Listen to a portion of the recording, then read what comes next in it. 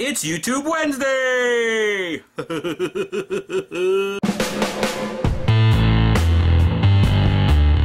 So this video is going to cover dry brushing and antiquing, which are two of my go-to paint strategies for almost every kind of prop. They both kind of are the same thing, but they have different looking results. Basically, antiquing was more of a wet look, and dry brushing ends up with more of a dry look.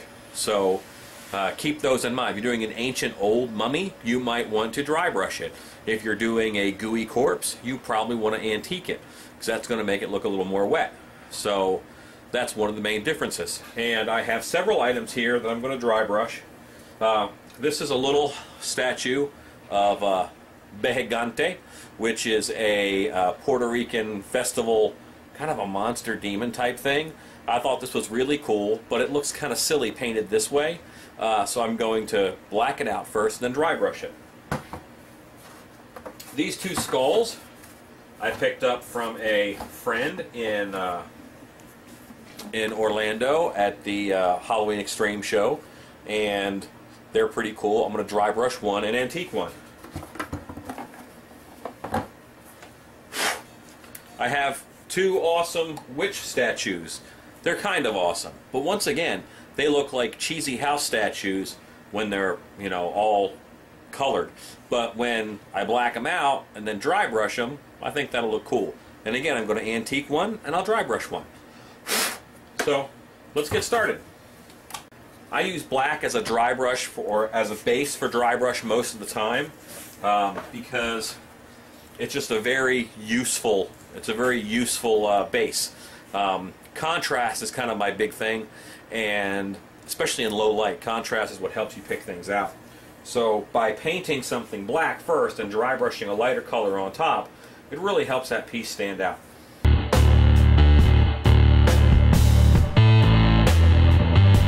Because I'm going to antique, one of these witches has to go black and the other one is not going to go black.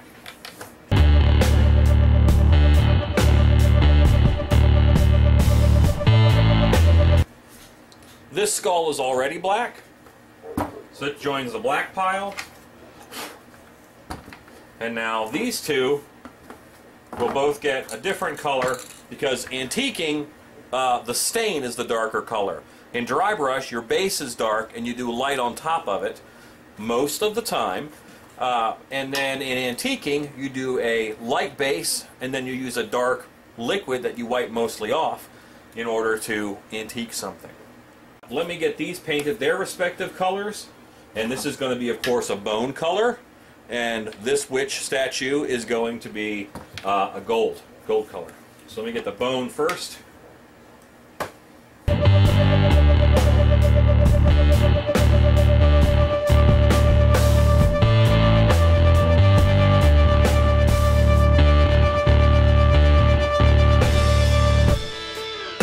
So I think this statue looks 100 times more classy just by golding it out.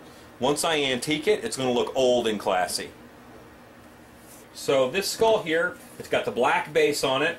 That's already done. This happens to be cast in a black resin. And I'm going to go ahead and dry brush this guy. I'm going to pick a nice bone color to go over top of him with. And I've got some white so I can lighten this down in future paints.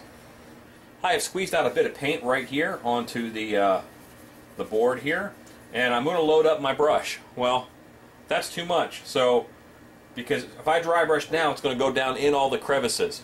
What really I need to happen is I need this brush, if it's my fingers, you just hit the top of these fingers. That's how it's going to show the detail and not mud out everything.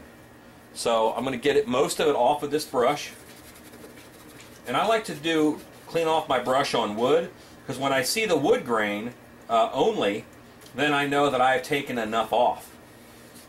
So now I know I've taken enough off, and I can run over this guy quite a bit, and I'm not going to hit everything down inside of there.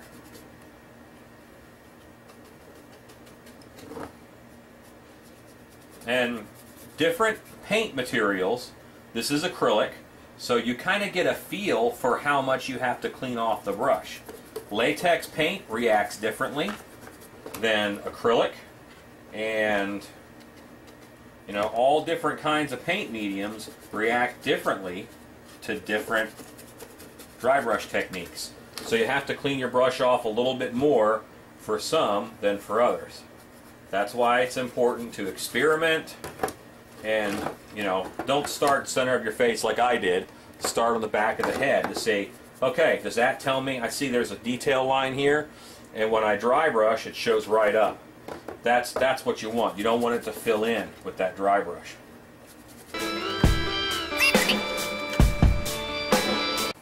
I don't like to go in one direction.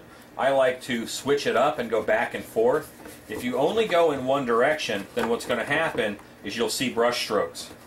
So if you go over this way, go back over this way and try and get those brush strokes out.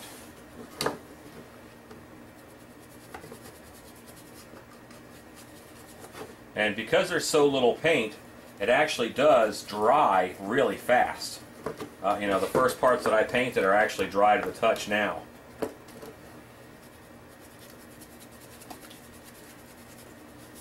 And I'm going to go progressively lighter on this guy, but I'm not going to, you know, do 20 layers. I'm doing a couple layers on this one.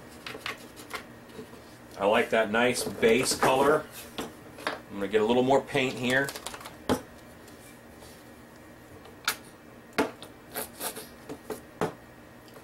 That nice base color. And I'm going to go a little bit heavier, just a bit, with this next pass. You can always do another pass and add more paint. It's very hard to take paint away. I'd have to re-blacken. And I'm also going to hit higher areas this time. I'm not just going to hit everything like I did before. Now I'm going to hit that bridge of the nose, these big old brows. I still don't want paint to go down in these cracks, but I do want to highlight these. These ears are a big feature on this thing. It's some kind of a bat demon skull. So I'm going to make sure that I hit them and that they show up and are prominent.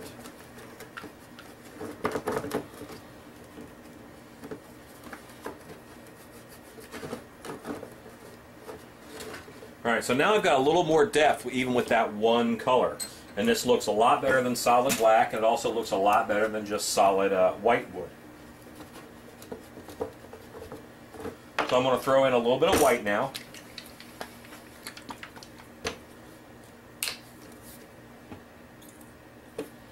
And this white is going to be a lot brighter than this. So this bright white, again, I want to get it off of the brush. I don't want a lot on there, but it's going to act like a highlight.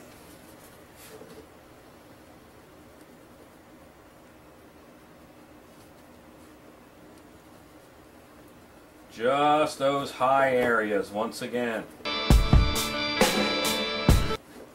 We'll turn it to the side and get that side jawbone on it. Work down here on the jaw. Make sure I get some off my brush. It's hard to fix it if you put on too much.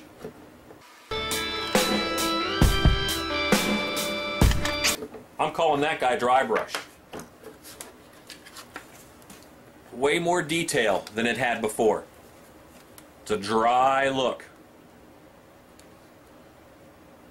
Okay.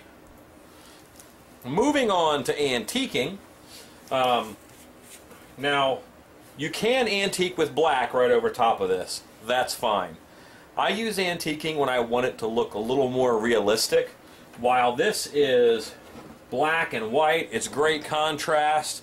If you look at it from the side, it looks like a spotlight is on this because of how I highlighted the front of it. That's great. But it's a touch cartoony.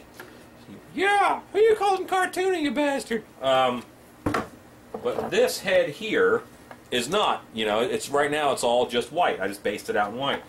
So I tend to go with a brown antique more often than I go for a black antique. And I'm going to show you how that looks, but I need to get some gloves. I'm going to antique with Tandy Leather Gel Antique Stain. It's one of my favorite fluids in the universe. It's pretty awesome stuff. So that's what I'm going to use. But you can do it with brown paint. You can do it with a lot of different stuff.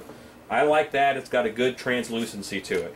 I'm going to change out my materials and get some gloves because this is messy.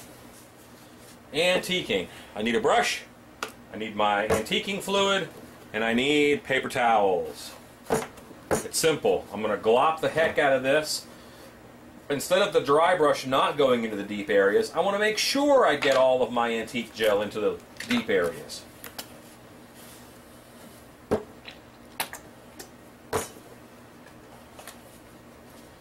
And I'm just going to blop this sucker on. I want to make sure I push it down into those deep spots. I don't want it to escape anywhere. I want to cover it. I'm going to wipe most of this off, but I want to have the control and have the options of how much I want to leave on.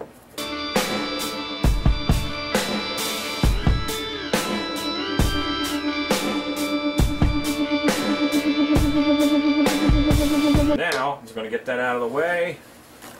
I'm going to grab a couple paper towels. I make myself a nice soft wad, and I start wiping it off. I'm not doing a great job of wiping it off. I'm leaving it in all the dark areas. I'm going to leave it in there. I'm not going to wipe out inside the eye sockets. That would look a little silly. That's where darkness does pool up, in those deep spots, in those eye sockets. I'm not going to wipe out down here in this jaw part. That just kind of blends into the background now. And I think that's awesome. I'm not going to wipe it heavy off the horns. I want them to be a little bit darker. You know, right now I've got a great looking bone color on this, which is the result of the white undercoat reacting with that gel antique stain. So there are times when you want dry brush. This is dry, this is old. I could add some dust to this guy, no problem. And there are times when you want antique. This is a much more gooey looking. Even when it dries, it's still going to look kind of gooey because you use a very wet technique on it. And that's just a good way to do it. So that is antiquing and dry brushing side by side on a similar product. Remember, I actually painted this one statue gold. Well, now I'm going to antique with a gold base, not a white base. I still have my antiquing fluid out.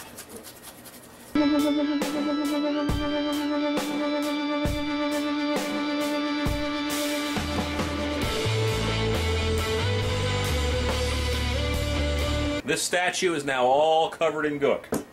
I'm going to go ahead and start wiping it down.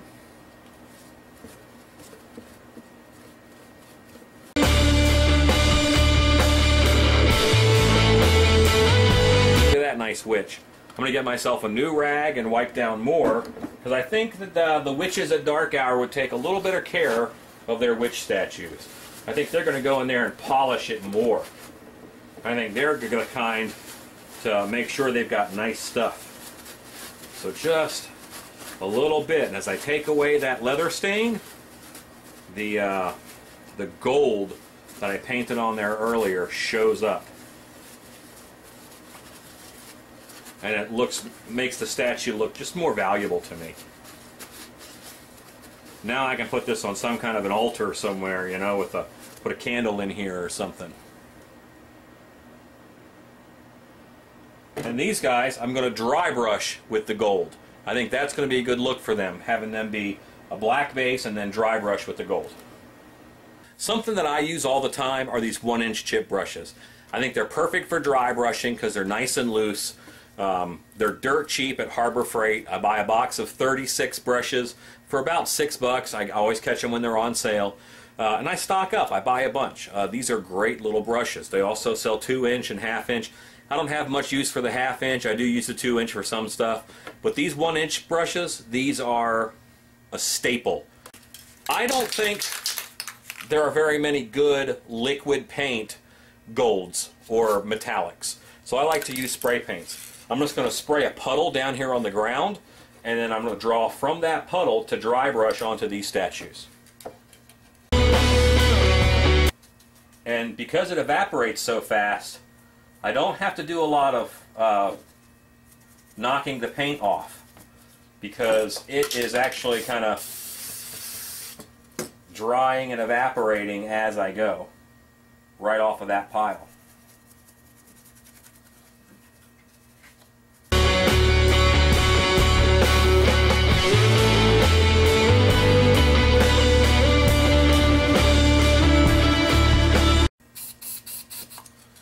If you're using spray paint, wear a respirator, have a fan on, be safe, you only got one set of lungs.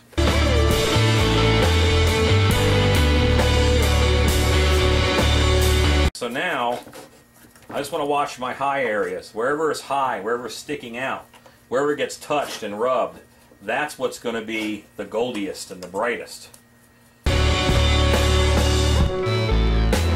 Alright, so that statue is done. It's a nice dry look. I'm going to go ahead and now do my Gigante statue. Remember, he was bright red, he was carnival colored, and he looked not regal. He looked cheesy, fake, he looked plastic. This is going to step him up.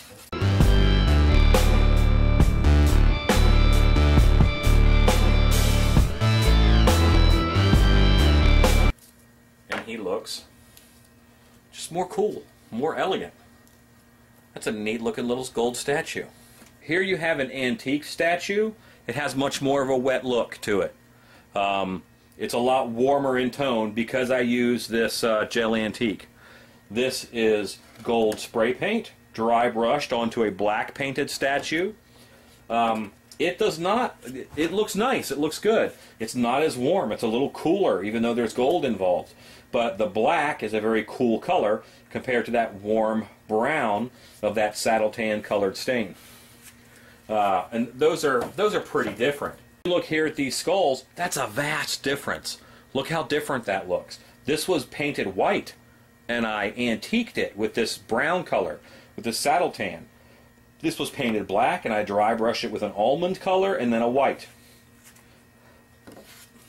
This little guy was a red plastic statue that I have spray painted black, and then I dry brushed it with gold, and I think that is going to be a nice addition to a shelf.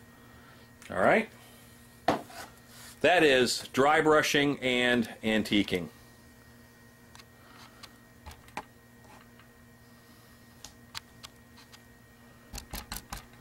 That is dry brushing and antiquing, and that's the difference between the two.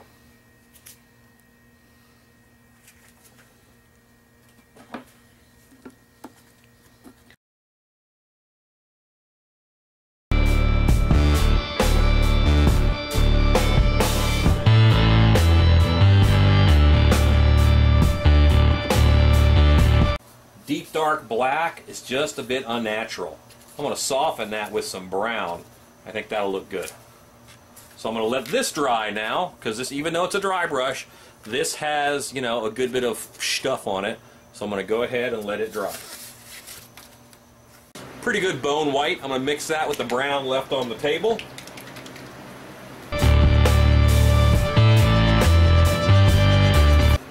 I'm dry brushing, so I've got to just go to another surface here and get most of that paint off of the brush. Okay, now I can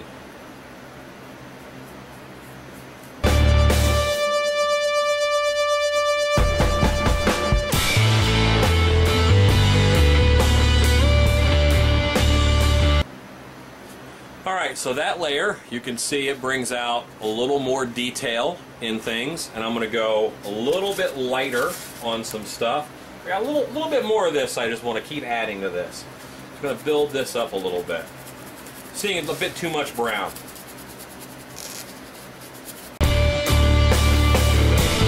Alright, so now I remember I put down a couple of puddles of white. Just going to pick up a lot more white and put it in here.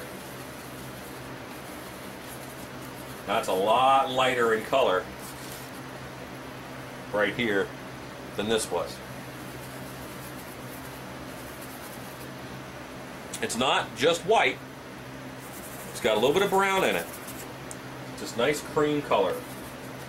I'm just looking for any surface I can get paint off of this brush on. so that I can do a true dry brush on this. And even then, there's a substantial amount on here.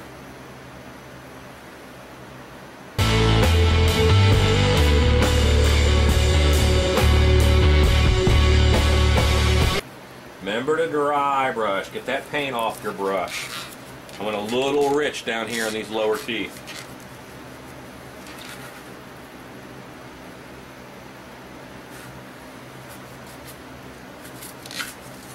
Alright, so now I'm going to go with even a lighter color. Even a lighter color than that. I'm only going for the higher areas this time. I want less paint on my brush than even before. Less paint.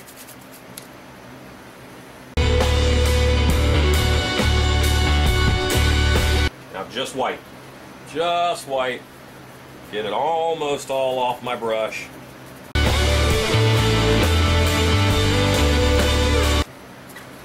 I want to hit that jaw line, so I want people to know there's a jaw under there. I'm going to go and reinforce that arch that I put in. I'm going to come over here and reinforce that arch.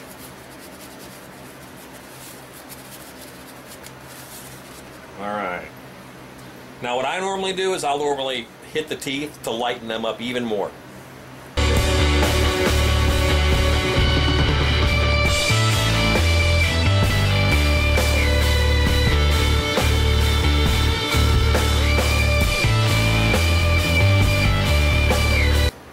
Here's my styrofoam wig head skull.